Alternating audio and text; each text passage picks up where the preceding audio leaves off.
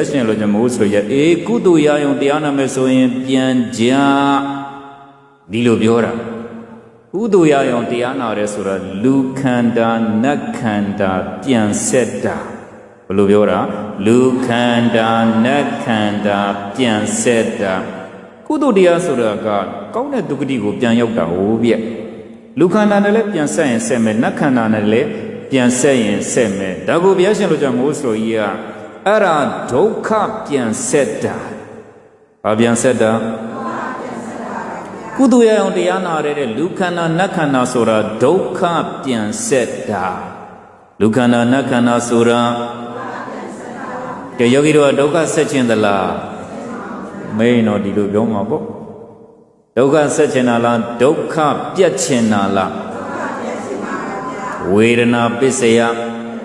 အဲ့ဒါဒုက္ခပြန်ဆက်တာဝေဒနာပစ္စယဘာပြန်ဆက်တာဒုက္ခပြန်ဆက်တာနိကွက်ကနေသုံးကွက်ကူတာဒုက္ခပြန်ဆက်တာ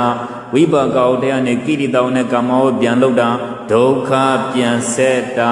အကျိုးတရားတွေနဲ့အကြောင်းတရားတွေပြန်လုပ်တာဒုက္ခပြန်ဆက်တာဒုက္ခသစ္စာတွေနဲ့သမုဒယသစ္စာပေါက်ဖွားအောင်ပြန်လုပ်တာဒုက္ခပြန်ဆက်တာ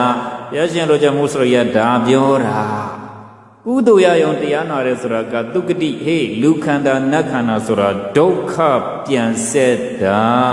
ဝေဒနာပစ္စယတက်နာဆိုပြီးတော့နှစ်ဖက်ချွန်များလေးမရှိဘူးလားဒီမှာဝေဒနာပစ္စယတက်နာဆိုပြီးတော့နှစ်ဖက်ချွန်များလေးရှိတယ်လေအလယ်မှာဖြူအောင်လေးနဲ့ဆက်ဆိုပြီးရေးထားတာ